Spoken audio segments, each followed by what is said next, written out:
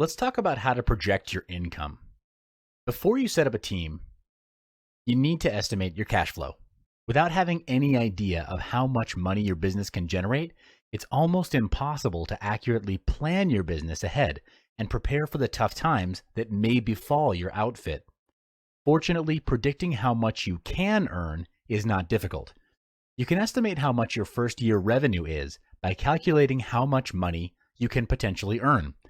If your company isn't generating as much as what you've estimated, take it as a sign for you to tweak your plans.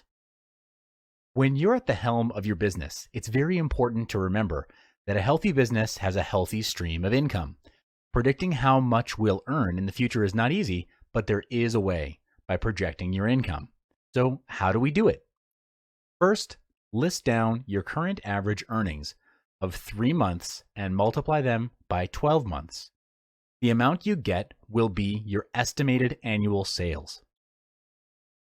Secondly, subtract the total cost of production of the year to get the gross profit of your company. Third, to get the company's net profit before taxes, subtract the company's operating costs from the gross profit. The costs that will be incurred include employees' salary, payroll, overhead cost, rental, etc. And after that, you'll need to further subtract the income tax from this. Taxes vary from country to country and from state to state, so I suggest that you should find the percentage of income taxes in your country to know your business net profit. Okay, let's talk about how to leverage and optimize your company. The next question you need to answer is how to increase revenue with the same amount of time and effort. You can do it by means of leveraging and optimizing your company. Leveraging your business means using your resources to their optimum advantage for improved results. One big question that you need to ask to leverage is this: am I using all of my resources to their best advantage? Do I still have backseat roles in my team which don't really contribute to anything? Do I really need these backseaters to complete projects or tasks? If you answered no or maybe, your business is ripe for leveraging on your existing talent pool and optimizing your team size so there are no back seats. Companies which can achieve more results with fewer resources are great examples of leveraging. One example is Brand A, which produces higher quality vehicles even though Brand B spends more on research. An African proverb says, if you want to go fast, go alone. If you want to go far, you need a team. Many businessmen struggle in their businesses because they try to do everything themselves. Some result in hating the entire process because they end up performing tasks which are not their field of expertise, such as production or operations. Some end up having to work extra hours unnecessarily. And the irony here is that they build a business with the purpose of having more free time and achieve financial freedom, yet they get swallowed up and chained to the business. What you need here is actually a team which can execute the more operational and technical aspects of the company. This way, you'll have so much more time working on your business, not in it, which includes strategic planning and direction. The SaaS strategy. As mentioned before, one of the perks of having a strong business is that you'll have more free time to focus on the management and directional aspects of your business. For this to happen, you'll have to start considering hiring a talented team of people to take care of the operational, daily, and day-to-day tasks.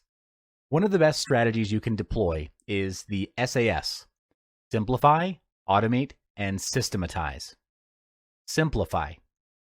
Keep things simple, organized, and straight to the point. Automate. Where tasks can be automated, automate them. Systematize. Build systems, processes, and standards by hiring managers that have knowledge of how to run the system. There are 5 main steps to simplify the business. First, write down in detail all the tasks you need to do on a daily basis. This includes everything from processing payments to product creation and meeting clients. Secondly, divide them into 2 categories: transactional and transformational actions. Transactional tasks are rudimentary and predictable, which include processing salaries, paying bills, rent, etc. Transactional tasks are perfect for automation. For example, sending out emails can be automated by using email services like MailChimp and Aweber. You just need some time to write all the emails, upload them onto the mail service, and set the time to send them.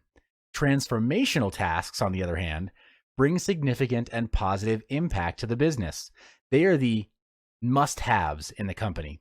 For example, business development, staff training, personal development, sales and marketing activities. These are more difficult to automate since different businesses will have very different needs. This also applies to the team behind it. The reason tasks are divided into these categories is so that we have clarity on what to prioritize and what to focus on, what positions to hire, the required job scope of those positions, and the salary that would match that job scope. Thirdly, analyze the list and eliminate redundant tasks, double entry tasks, and simplify the complex ones. To do this, you need to be disciplined and ruthless. The aim is to be efficient and fast. Find a way to automate tasks such as assembly lines or filing. Doing this opens up more time and energy for yourself and for your team to focus on more important tasks. Fourthly, lump the transactional tasks together. Outsource or hire an administrative staffer to take care of it so that you can focus on the transformational tasks. Lastly, hire and retain staff that can perform transformational tasks. The right kind of people can become an asset to your business, so don't be afraid to cut those who are not an asset to the business and not a good fit for the company. Retain the ones who work well together in the team. Again, make sure you minimize backseat roles as much as possible. Getting the right team. In the previous chapters, we've discussed about hiring a team to better handle the tasks that are needed to ensure your business thrives. The right team delivers the best results and will ensure the continuity of your business. But first, what is an ideal team size for your business? It's recommended to start with around 5 to 7 people. A small initial team size is very important so that you can maintain team dynamics at the highest level. Dynamics require a solid context. So unless a solid context is set at the beginning, a team that is too small will only operate on orders and become very transactional and operational. You need to be there physically most of the time to manage such a team, and opinions that matter really won't be voiced by your small team. You don't want that to happen because you want your team to speak their thoughts, debate, and challenge you in healthy ways. It's only through that process that you'll be able to spot and cover gaps in the business and ultimately do better. A yes person who says yes to everything, well, that kind of person is definitely a no-no on a team that's going to grow. Keep a healthy balance between operational staff, creative staff, and managers or supervisors in the team you hire. A good setup would be 2 managers or supervisors to every 3 staff. This is to keep the system running smoothly and maintain an optimal standards level. And again, keep in mind that you need to minimize the backseat roles in your business. So your staffers, they're not passive, but they're not managers either. Be clear on who you want and what positions you want to fill. You may do this from the list of tasks that you did earlier on. This will allow you more free time to start thinking on a higher level and work on your business, not in it. So, do you want to hire a full-time staff, or do you want to only pick up contractual staff that only serve for certain projects? The answer really depends on you, whether you want a full-time or contractual staff. Each has its own strengths and weaknesses, of course. A full-time staff has the highest chance of developing company loyalty and a sense of ownership to both their roles and the business, and the result is a committed workforce. But a part-time or contractual team can be an excellent staffing option too for small or young businesses due to the potential for flexibility and the relatively low cost. Such workers necessarily work fewer hours, and so they'll cost less in wages. You could even outsource certain rudimentary tasks to keep costs low. In terms of hiring, it's recommended to go with long-term contracts. You may also want to consider having a profit-sharing scheme where the team can leverage off the business's success. This promotes empowerment, very strong staff loyalty, and lower staff turnover. This means less training time while saving you more time during the period of hiring and interviewing. Welcome back. In this video, we'll be focusing on how to scale and manage your business. You'll also be looking at how to gain exceptional levels of income in the long run continuously. Excellent businesses have an edge which allows them to get ahead of the race. This advantage is called timing. Timing is the ability to select the precise moment for doing something for optimum effect. In this case, timing is the ability to gauge how much time you or your team need to get certain things done. You'll come to a stage where your schedule has reached its maximum capacity, and you'll need to balance your time between looking for new business versus having quality time with the people who matter to you. For example, if you have a new project which has a very set fixed deadline, how do you manage the allocation of work among your team? Do you simply delegate all of the work using a top-down method? Or do you take a really good look at the work required for the project and instead adjust the work needed and shave off things that don't need to be done?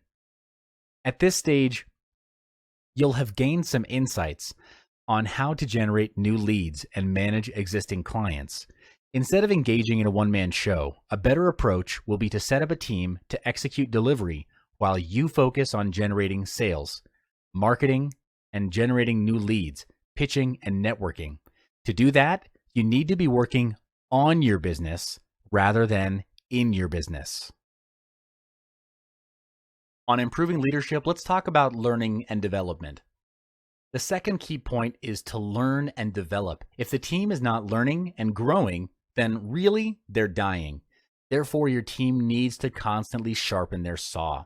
There are always businesses out there who work harder, smarter, and quicker than your team. It's just a reality. And if there's no growth in learning or developing current talents, that is, surely one day your competitors will close the gap and surpass you. This also means death to your business. If you're not learning, you're dying. Stay ahead of your competitors by structuring learning and development activities for your team. The reason is these activities help them to be very efficient and effective in problem solving, time management, and prioritization. There are lots of activities that you can do for your team to help their growth. The first is apprenticeship. This means sending your team over to other organizations to learn from them. This can be a very useful and effective way to eventually develop a new skill. Second is career counseling. This is where your team members discuss with their supervisor a career plan and develop that career plan to identify areas for improvement or advancement and how those areas can be addressed and also when. Coaching includes working one-on-one with the learner to conduct a needs assessment, set major goals to accomplish, develop an action plan, and support the learner to accomplish that plan. The team member drives these activities, and the coach provides continuing feedback and support.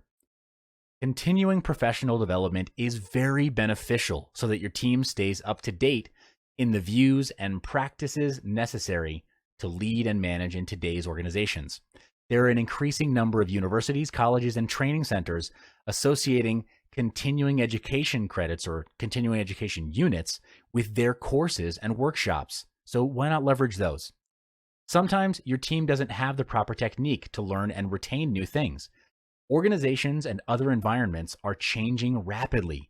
Therefore, it's extremely important to continually be aware of those changes and to be reflecting on them and learning from them as well. Basically, with continuous learning, you help your team to learn and how to learn. Courses and seminars are great platforms for the learning and development of new knowledge or skills on your team. Courses with hands-on experience are even better since it'll help your team apply what they have just learned, making the lessons even more effective. Another great way to encourage self-learning for your team is to provide them with opportunities to give presentations. For example, have a 15-minute presentation on a topic that adds value to your team and specifically what you're working on. Let's say there are 7 people on your team. That would be a total of 105 minutes of presentation every time you do this meeting. And if you do it every month, then annually, it would add up to 84 topics and 21 hours of learning. Improving leadership, culture. If you happen to always end up with a poor performing team, let me tell you why. And it's a hard truth. The problem lies not with your employees, but with your lack of leadership skills. Sometimes your team can be excellent in performing their tasks, but there may be some aspects that you haven't really addressed or that have been overlooked that the performance does not reflect in the result. If you're facing this problem, there are 3 key points in managing and building an A team. The first one is creating culture. Culture is important as it sets the context and tone of the company. It governs mindsets, attitudes, and behaviors, which ultimately influence your sales and profits. If the company runs on a low energy level and your employees rarely converse with one another, what do you think the result would be? Well, definitely the result of the work becomes mediocre over time. To cultivate a high-performance work culture, you need to set rules, often referred to as a code of honor. You can do this by gathering the team and listing down the desired attributes, attitudes, behaviors, and results that would require the team to practice excellence and achieve your company's goals. The code itself is a list of guidelines that helps the team perform well under an effective leadership. Examples of the code of honor items are playing 100%, never leaving a teammate behind, always expressing gratitude, or always learning, to suggest a few. Filter out the unnecessary ones and then boil it down to a list of about 8 to 10 rules. Put them into practice and uphold them to the highest level to set the team into high performance gear.